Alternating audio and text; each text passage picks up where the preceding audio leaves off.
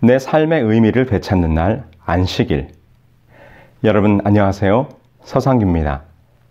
여러분들과 저는 이번 시간들을 통해서 하나님께서 주신 안식일, 기억하여 거룩히 지키도록 주어진 그 안식일이 오늘 우리들의 삶에서 어떠한 의미를 가지고 있는지를 살펴볼 것입니다. 그 안식일의 회복이 내 삶의 의미를 되찾게 하고 나아가 안식일을 주신 여호와 하나님을 더욱 깊이 알게 되는 시간이 되기를 간절히 소망합니다. 그런데 대부분의 기독교인들은 이 안식일이라는 말을 매우 부담스럽게 느끼고 있습니다. 왜냐하면 많은 그리스도인들에게 익숙치 않은 날이기 때문이죠. 오늘날 가톨릭을 포함해서 대부분의 기독교인들이 안식일이 아니라 주일을 지키고 있기 때문입니다. 그래서 오늘 이 시리즈의 첫 번째 시간, 진리 안에서 쉼을 얻다에서는 성경이 말하는 진정한 안식일, 그 참된 안식일은 언제인가에 대해서 먼저 생각해 보려고 합니다. 성경 출애굽기 20장 8절은 오늘 우리들에게 이렇게 말합니다. 안식일을 기억하여 거룩히 지키라. 엿새 동안은 힘써 내 모든 일을 행할 것이나 제7일은 너의 하나님 여호와의 안식일인즉 너나 내 아들이나 내 육축이나 내 문 안에 유하는 객이라도 아무 일도 하지 말라. 이는 엿새 동안에 나 여호와가 하늘과 땅과 바다와 그 가운데 모든 것을 만들고 제7일에 쉬었음이라. 그러므로 나 여호와가 안식일을 복되게 하여 그날을 거룩하게 하였느니라. 여호와께서 430여 년 동안 애굽에서 살았던 이스라엘 백성들을 출애굽시키셨습니다. 출애굽기 20장에는 이제 그들이 오랫동안 잊고 살았던 여호와 하나님의 존재와 그분이 어떠한 분이신가를 가르치시면서 그들에게 언약으로 주신 십계명에 기록된 말씀, 바로 그 말씀 중에서 이 말씀은 십계명의 네 번째 계명으로 기록되어 있는 말씀입니다. 이 말씀에 보면 안식일을 기억하여 거룩하게 지키라고 말씀하십니다. 그 이유는 여호와 하나님께서 엿새 동안 세상을 지으신 창조를 기념하기 위함이라고 말씀하십니다. 십계명에서 보듯이 여호와께서는 안식일을 기억하여 지켜야 될 날로서 그의 백성들에게 주신 것임을 분명히 보게 되는 것이죠. 바로 이 십계명의 말씀 이후에 구약의 모든 이스라엘의 역사를 살펴보면 그들은 안식일을 지켜왔음을 우리는 성경에서 분명하게 보게 되는 것입니다. 그런데 어떤 분들은 이렇게 질문을 합니다.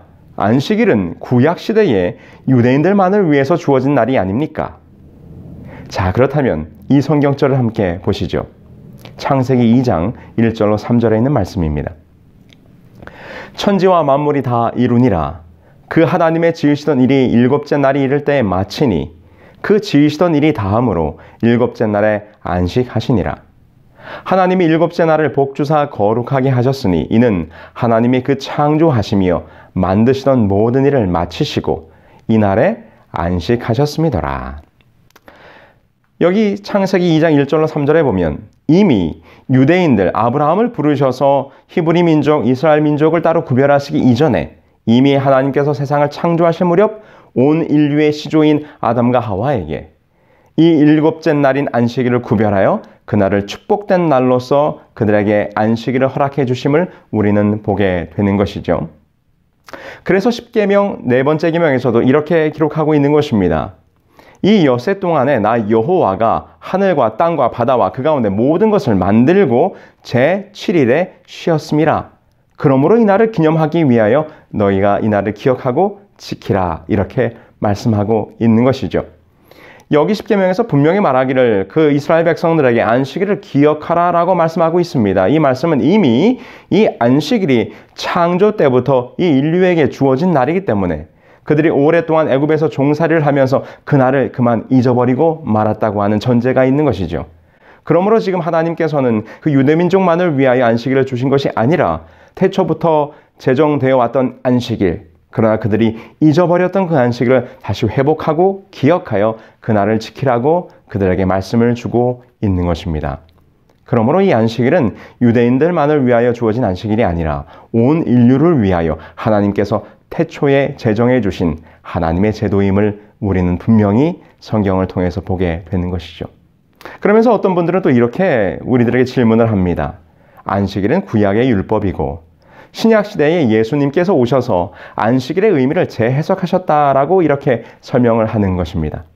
자, 그렇다면 우리는 신약을 펼쳐서 신약시대의 안식일이 어떻게 지켜져 왔는지를 함께 말씀을 통해서 보시죠. 누가복음 4장 16절에 보면 예수님께서 안식일을 지키신 내용이 기록되어 있습니다. 예수께서 그 자라나신 곳 나사렛에 이르사 안식일에 자기의 규례대로 회당에 들어가사 성경을 읽으려 서심해 라고 기록하고 있죠. 여기 보면 그의 규례대로라고 기록하고 있죠. 이 규례대로라고 하는 말의 의미는 전에 하던 대로라는 말이죠. 다시 말해서 습관대로라고 하는 의미가 이 속에 담겨 있는 것입니다. 바로 이 말씀이 예수님께서 이 땅에 오셔서 그의 어린 시절부터 쭉 해오던 대로 그의 습관대로 예수님께서 안식일을 구별하여 그날 회당에 가셨음을 오늘 우리들에게 분명히 보여주고 있는 것이죠. 그렇습니다. 예수님 자신도 그 안식일을 구별하여 지킴으로 이 구약에 주어졌던 안식일이 신약시대 예수님 당시에도 지켜져 왔음을 우리들에게 분명히 보여주고 있는 것입니다. 사실 예수님께서 유대 관원들과 이 안식일 논쟁을 여러 차례 하시긴 하셨습니다. 마태복음 12장에 기록된 밀밭 사이로 가던 제자들의 행동이나 그리고 안식일에 구덩이에 빠진 어린 양 한 마리를 건지는 일에 관해서 예수님께서 말씀하셨죠. 그런데 여러분 기억하십시오. 그 논쟁의 내용은 안식일을 어느 날을 지킬 것이냐에 관한 것이 아니라는 것입니다. 안식일을 지켜야 되느냐 말아야 되느냐가 그 논쟁의 초점이 아니라 안식일을 지키되 어떻게 지켜야 하는가? 바로 안식일 정신에 관하여 지금 예수님께서는 이 유대 관원들과 논쟁을 하셨다고 하는 것이죠. 왜냐하면 예수님 당시에 이 일곱째 날 안식일을 지키는 것 자체에는 아무런 이의가 없었기 때문입니다. 그것은 논란의 여지가 없었다는 것이죠. 자, 그렇다면 여기서 우리는 또 다른 질문 하나를 살펴볼 필요가 있습니다. 예수님이 부활하신 이후에 안식일이 그의 부활을 기념하는 일요일로 변경된 것이 아닙니까? 라고 하는 질문이 있을 수 있을 것입니다. 그렇다면 우리 성경의 기록을 통하여 예수님이 십자가에서 죽으신 직후와 그 후대의 모습을 함께 보시겠습니다.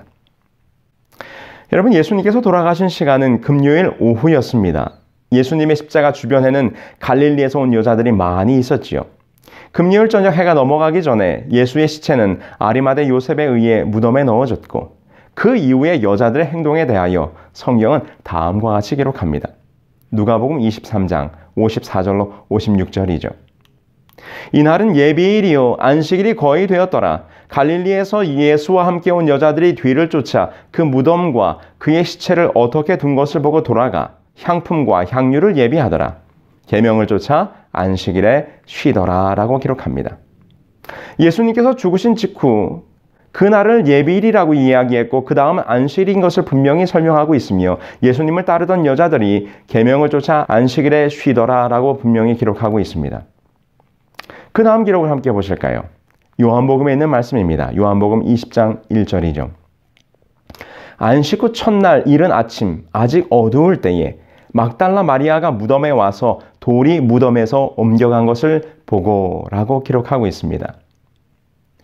예수님의 부활 사건을 기록하고 있는 이 요한복음의 기록도 볼 때 예수님이 부활하신 날을 주일이라든지 이렇게 구별하여 부르지 않고 안식 후 첫날이라고 표현하고 있는 것을 보게 되는 것입니다. 특별히 이 요한복음에 기록된 시기가 예수님의 부활 사건이 있은 지 약 60년 후인 바로 1세기 말에 기록된 것을 우리가 생각해 볼 때 요한이 이 요한복음의 말씀을 기록할 때 예수님의 죽으심과 부활 이후에도 그들은 이 안식일의 개념을 그대로 가지고 있었고 부활의 날을 주일이라고 표현하지 않았을 뿐만 아니라 바로 안식일 다음 첫날이라고 이렇게 기록하고 있는 것을 보게 되는 것입니다. 자, 그렇다면 이 예수님의 부활 직후 이후에 초대교회의 모습은 어땠을까요? 정말 이 초대교회 시대 때 안식일이 주일, 일요일로 바뀌는 역사가 있었을까요? 사도행전을 살펴보면 예수님 부활 이후에 초대교회의 사도들이 계속해서 안식일을 지켰다고 하는 기록을 수차례 찾아볼 수 있습니다. 여기 함께 말씀을 보시죠. 사도행전 13장 14절입니다. 저희는 버가로부터 지나 비시디아 안디옥에 이르러 안식일에 회당에 들어가 앉으니라. 사도 바울이 안디옥에 이르러 안식일의 말씀을 증거했다라고 기록하고 있습니다. 그러자 그 자리에 참석했던 사람들이 감동하여 다음 안식일에도 이 말씀을 전해달라고 부탁을 하게 됩니다. 그러자 어떤 일이 벌어졌습니까? 사도행전 13장 42절로 44절에 보면 그 다음 안식일에는 온 성이 거의 다 하나님의 말씀을 듣고자 하여 모이니라고 기록하고 있습니다. 그 다음 안식일에는 더욱더 많은 사람들이, 온 성에 있는 사람들이 다 바울의 말씀을 듣기 위하여 회당에 모였음을 보게 되는 것이죠. 이렇게 사도 바울의 모습이나 초대교회 사도들의 모습을 볼 때 사도행전에는 계속해서 그 사도들이 안식일을 구별하여 그날의 말씀을 증거했음을 우리는 찾아보게 되는 것입니다. 어떤 분들이 또 이렇게 이야기를 하시더라고요. 사도 바울이 이 유대인들에게 전도하기 위해서 유대인들이 안식일마다 회당에 모이기 때문에 사도 바울이 일부러 안식일에 회당을 찾아간 것이 아닌가. 네, 그런 의문을 가질 수도 있겠지요. 그런데 사도 바울이 회당이 없는 곳에서도 이 안식일을 구별하여 지켰음을 사도행전은 우리들에게 분명히 보여주고 있습니다. 사도행전 16장 13절이죠. 안식일에 우리가 기도처가 있는가 하여 문 밖 강가에 나가 거기 앉아서 모인 여자들에게 말하더니, 마침 이곳에는 회당이 없었습니다. 그러자 사도 바울은 안식일이 되었는데 기도처가 없었으므로 혹 기도할 수 있는 장소가 있는가 하여 지금 안식일을 지키기 위해 강가에 모인 여자들에게 나아가는 모습을 보게 되는 것이죠. 그렇습니다. 사도 바울은 유대인들에게 전도하기 위해서 안식일 회당에 간 것이 아니라 그가 하던 대로 그의 규례대로 안식일을 지켰음을 우리는 보게 되는 것입니다. 그러므로 분명하게 성경은 한결같이 말하기를 구약의 안식일이 예수님 당시뿐만 아니라 예수님 죽음 직후, 아울러 초대교회의 사도들과 그들의 모습 속에서도 안식일이 계속해서 구별되어 지켜져 왔음을 우리들에게 너무나도 똑똑하게 보여주고 있는 것이죠. 여러분, 성경은 창세로부터 사도시대에까지 한결같이 오직 안식일만이 구별하여 거룩히 지켜질 날로서 언급되고 있는 것을 우리는 살펴보았습니다. 성경 그 어디에도 주일이라거나 일요일 준수에 대하여 기록하고 있지 않습니다. 오히려 굳이 주일, 곧 주님의 날이 언제인가를 생각해 볼 때 우리는 오히려 안식일이 주일임을 깨닫게 됩니다. 마태복음 12장 8절, 마가복음 2장 28절, 누가복음 6장 5절은 기록하기를 인자는 안식일의 주인이니라. 바로 인자는 안식일의 주인이라고 말씀하시면서 이 안식일이 바로 주님의 날인 것을 오히려 성경은 우리들에게 증명하고 있는 것이죠. 자, 그렇다면 여러분, 이 일요일 예배는 어떻게 시작된 것일까요? 참으로 안타깝게도 이 주일 예배는 그 성경에서 근거를 찾을 수가 없습니다. 주일 예배의 근거를 성경에서 찾으려고 하는 많은 시도가 있었고 또 몇몇 성경 구절들을 이 주일 예배의 근거로 제시하고 있기는 하지만 모두 성경의 원뜻에서 벗어난 것들이며 사실상 일요일 예배에 대한 성서적 근거는 하나도 없는 것을 우리는 발견하게 됩니다. 그렇다면 우리는 어떻게 이 기독교 가운데 이 일요일 예배 사상이 들어왔는지 그것은 어디에서 찾을 수 있을까요? 우리는 그 기원을 기독교의 역사에서 찾을 수밖에 없는 것이죠. 초대교회 그리스도인들은 그들의 모습이 유대교의 모습과 매우 닮아 있었기 때문에 그들과 구별되고자 하는 노력을 해왔었습니다. 그러던 차에 AD 76년부터 138년까지 로마를 치리했던 하드리아누스 황제 때에 유대인들의 커다란 반란이 일어나게 됩니다. 원래 이 하드리아누스는 화친 정책을 통해서 유대인들을 잘 대해주었는데 심지어 AD 70년에 무너진 성전을 재건할 수 있도록 약속까지 했었지요. 그런데 이 하드리아누스 황제가 성전 재건 약속을 지키지 않자 유대인들이 큰 반란을 일으키게 된 것입니다. 이때 유대인들의 반란을 진압하면서 이 유대인들에 대한 무서운 학살이 벌어지게 되었고 아울러 이 반란 이후에 하드리아누스 황제는 이 유대인들에 대한 세 가지 금지령을 내리게 되는 것입니다. 그 세 가지 금지령은 바로 첫 번째, 토라를 사용하지 못하도록 하고 두 번째, 할례를 금지했으며 세 번째, 안식일 예배를 금지시키게 되었습니다. 왜냐하면 이 세 가지가 유대인들을 구별하는 아주 두드러진 특징이었기 때문이죠. 그리고 이 세 가지의 금지령을 어기면 사형으로 엄하게 다스렸습니다. 그런데 문제는 여기서 발생했지요. 이 금지령 때문에 교회 안에 어려운 문제가 발생하게 되었습니다. 왜냐하면 그때까지 이 로마 제국 내에서 기독교인들은 유대교의 한 분파로서 취급을 받았기 때문입니다. 그럴 수밖에 없는 이유가 있었어요. 왜냐하면 그들의 모습이 매우 유대교와 비슷했기 때문이죠. 첫 번째로 유대인들이 신봉하는 하나님을 믿는다는 점. 두 번째, 그 두 부류가 모두 구약 성경 토라를 사용하고 있다는 점. 그리고 세 번째, 바로 이 두 부류가 모두 안식일을 지키고 있다는 점입니다. 그러니 당연히 유대인들을 억압하기 위해서 내려진 이 세 가지 금지령에 기독교인들도 포함되게 된 것이죠. 그래서 당시 교부들은 황제에게 유대인들과 기독교인들을 다르게 취급해달라고 하는 요청을 보내게 됩니다. 당시 교회를 대표하는 교부들이 황제에게 보내는 서한에 의하면 다음과 같은 기록이 남아있어요. 함께 보시죠. 디오그네투스 폐하께서 그리스도인의 종교에 관하여 알아보시기를 원하시며 또 이 문제에 관하여 정확하고 주의 깊은 조사를 하여 보기를 원하시는 줄 아나이다. 예컨대 그리스도인들은 어찌하여 유대인들의 미신을 따르지 않는지에 대하여 말입니다. 그리스도인들은 하나님을 유대인이 경배하는 듯한 그 같은 형식으로 섬기지 않습니다. 라고 하면서 이 기독교인들은 유대교와는 다르다라고 그들의 황제에게 어필을 하게 된 것이죠. 호소하게 된 것이죠. 그러나 황제는 이를 무시하고 이 유대인들과 그리스도인들 사이에 차별을 두지 않고 박해를 계속하게 되는 것입니다. 결국 교부들은 유대인들과의 차별화와 그리고 로마의 이교도들과의 동질화를 고려하지 않을 수 없게 된 것이죠. 그래서 결국 이 유대인들과의 차별화를 위해서 구약의 하나님 대신 신약의 하나님을 강조하게 됐고 이교도와의 동질화를 위해서 안식일 대신 태양신을 섬기는 이교도들의 예배일인 일요일 예배를 교회 안에 도입하게 된 것입니다. 그러다 마침내 서기 321년 3월 7일 바로 이 콘스탄틴 황제에 의해서 일요일 휴업령이 공식적으로 선포되게 됩니다. 여기 그 내용을 함께 보실까요? 이 태양을 존경하는 날에 모든 광공리들과 각 도시의 주민과 제조공장의 종업원들은 휴업하라. 그러나 농촌에서 경작에 종사하는 농민은 자유로이 노동할 수 있다. 이는 씨를 뿌리고 포도를 심는데 불리할까 염려됨이라. 바로 로마의 황제 콘스탄틴이 기독교로 개종하면서 그는 정치적인 목적으로 이 일요일 휴업령을 내리게 된 것이죠. 여기 다음과 같은 기록이 있습니다. 유세비우스에 의하면 일요일을 합당하게 준수하도록 하는 법을 최초로 제정한 사람은 콘스탄티누스인데 그는 전 로마 제국에 일요일을 규칙적으로 경축하라고 명령하였다라고 기록하고 있는 모습을 보게 됩니다. 이와 같이 일요일 예배가 정치적으로 법제화된 최초의 역사적 사실로서 이 콘스탄틴 황제가 일요일 휴업령을 내리게 된 것이죠.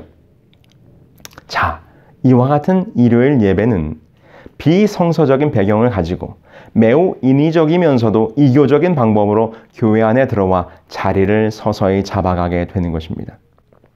그리고 마침내 당시의 기독교 가톨릭은 교회 안에서도 이 일요일 예배를 합법화시키기 위한 몇 차례의 회의가 있게 됩니다. 서기 325년 니케아 종교회의에서는 태양의 날 일요일을 부활절로 명명하여 성수하기를 결의합니다. 그 후에 343년 사르디카 회의에서는 이 태양의 날 일요일을 부활의 날이란 미명 아래 일요일 신성론이 부각되게 되는 것이죠. 그리고는 마침내 364년 라오디게아 총회에서 일요일을 거룩한 날로 성별하는 법규를 의결하게 되는 것입니다. 그때 의결되었던 총회의 의결 종규 제29조에는 다음과 같이 기록하고 있어요. 함께 보시죠. 그리스도인들은 유대화하거나 토요일에 게을러서는 안 되고 이날에 일을 하여야 한다. 그러나 그들은 주의 날을 특별히 존중히 여기고 그리스도인들이 되었으니 이날에 일하지 말 것이다. 만일 그들이 유대인화한 사실이 판명되면 그리스도로부터 끊어질 것이다. 너무나도 분명하지요. 바로 이렇게 기독교의 역사 가운데서 이 일요일 성수 사상이 교회 안으로 들어오게 되었고 이것은 결코 성경의 권위가 아니라 교회의 권위로 교회의 결정으로 이 일요일 숭배 사상이 교회 안에 자리 잡게 된 것입니다. 사실 이것에 대해서 가톨릭 교회는 매우 당당합니다. 왜냐하면 이 가톨릭 교회는 이 일요일 성수 사상이 그들의 권위로 말미암아 자기들이 스스로 바꿨음에 대하여 스스로 고백하고 있기 때문이죠. 1910년 1월 25일 교황 피우스 10세로부터 사도적인 축복을 받는 회신자를 위한 가톨릭 교리 문답서라고 하는 기록에 다음과 같이 분명하게 나타나고 있습니다. 여기 보면 이렇게 기록하지요. 질문: 어느 날이 안식일인가? 답변: 토요일이 안식일이다. 질문: 우리는 왜 토요일 대신 일요일을 지키는가? 답변: 가톨릭 교회가 라오디게아 종교회의에서 그 존엄성을 토요일에서 일요일로 옮겼기 때문이다. 네, 그렇습니다. 가톨릭 교회는 성경보다도 이 교회의 권위를 더 높게 두고 있기 때문에 아무리 성경에서 안식일을 기억하여 거룩히 지키라고 하는 말씀이 있다 할지라도 그 안식일을 일요일로 바꾸는 누구의 권위로요? 교회의 권위로 바꾸었기 때문에 우리는 지금 주일을 지킨다라고 당당하게 설명하고 있는 것입니다. 그래서 이 교회 역사를 통해서 이 일요일 예배가 어떻게 시작되었으며 어떤 과정을 통해서 오늘날과 같이 보편화되었는지에 대해서 그 정확한 배경을 인식하고 있는 교회는 개신교회가 아니라 오히려 가톨릭 교회지요. 개신교회는 오직 성경으로라는 정신을 가지고 출발하였기 때문에 이 일요일 예배에 대한 근거를 성경에서 찾으려고 노력했지만 아무리 찾아도 이 일요일 예배에 대한 근거를 성경에서 찾을 수 없는 것입니다. 그러나 가톨릭은 성경보다 교회의 전통을 더 중시하기 때문에 성경에 근거가 없는 일요일 예배에 대하여 교회의 전통으로 그것을 매우 떳떳한 입장을 취하고 있는 것입니다. 그래서 여러분, 이 오직 성경으로라고 외치면서 가톨릭 교회로부터 구교회로부터 종교개혁을 일으켰던 이 개신교회를 향하여 가톨릭은 참으로 다음과 같은 씁쓸한 시각을 바라보는 것입니다. 여기 이런 기록이 있어요. 만약 당신이 성경만을 따른다면 당신은 토요일을 지켜야 할 책임이 있다. 이 토요일이 곧 안식일이죠. 왜냐하면 그날이야말로 하나님께서 거룩히 지키도록 전능하신 하나님께서 특별히 지시하셨기 때문이다. 비가톨릭 신자들은 1800년간 일요일을 지킴으로써 성경의 제도가 아닌 가톨릭 교회의 전통을 실천하고 있는 것이다. 제7일 안식을 예수재림교회 신자들처럼 토요일을 지키는 사람들은 이 점에 있어서 그들의 덜미를 잡고 있는 것이다. 성경만을 신앙의 유일한 지침으로 주장하고 있는 개신교회는 일요일 준수에 대한 아무런 보증이 없다라고 기록하고 있는 것입니다. 참으로 안타까운 우리 현재 개신교회의 현실이죠. 에드워드 기본스라는 사람이 교부들의 신앙이라는 책에서 이와 같이 다시 한번 이 사실을 꼬집고 있습니다. 주일을 거룩하게 지킬 의무의 예를 들어보자. 이는 물론 신자의 가장 중대한 의무의 하나이지만 성서에서는 그에 대한 명백한 구절을 하나도 찾아볼 수 없다. 성서의 안식일은 토요일이지 일요일이 결코 아니다라고 기록하고 있습니다. 사실 이 개신교회에 이 안식일에 대한 증언들도 많이 있어요. 심리교 요람의 저자인 히스코스 박사님이 1893년 8월 20일 뉴욕주 사라토가에서 일단의 목사님들 앞에서 다음과 같이 설교하는 가운데 그는 이렇게 언급합니다. 안식일을 거룩히 지키라는 명령은 전에도 있었고 지금도 있으나 일요일은 안식일이 아니다. 안식일이 주일의 일곱째 날에서 첫째 날로 옮겨진 것을 꽤 그럴듯하게 말할 수는 있을 것이다. 이런 변경을 뒷받침하는 기록을 찾을 수 있을까? 신약에는 없다. 절대로 없다. 물론 나는 일요일을 지키는 관습이 초대교회사의 종교적인 날로 도입된 것을 교부들의 글과 다른 자료들을 통해서 잘 알고 있다. 그러나 태양신의 이름을 따고 이 교회의 낙인이 찍힌 이날이 교황권의 배교로 말미암아 채택되고 신되어졌으며 신령한 유산으로 개신교회에 물려진 것이 이 얼마나 가련한 일인가라고 고백하고 있습니다. 여기 기록을 하나 더 살펴보시죠.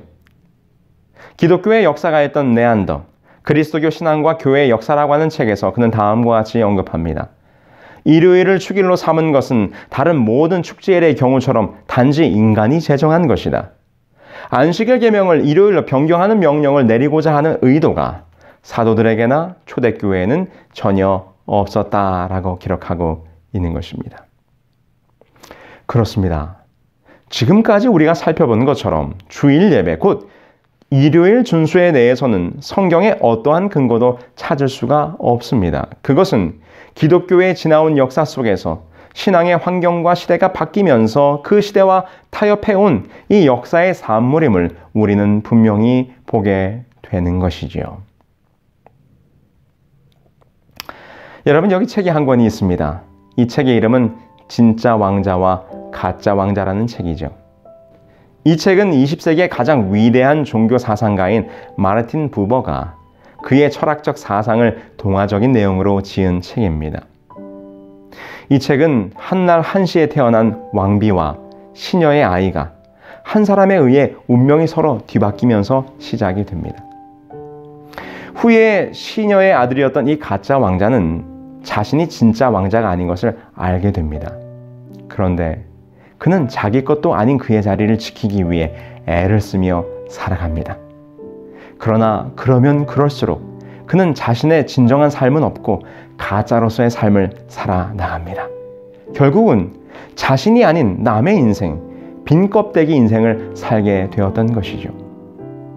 여러분, 이 가짜 왕자는 늘 불안했습니다. 왜냐하면 자신이 진짜가 아님을 알게 되었기 때문이죠. 여러분, 진짜는 당당할 수 있지만 가짜는 늘 불안합니다. 가짜는 진정한 쉼을 줄 수가 없습니다. 불안함과 초조함만이 있을 뿐이죠.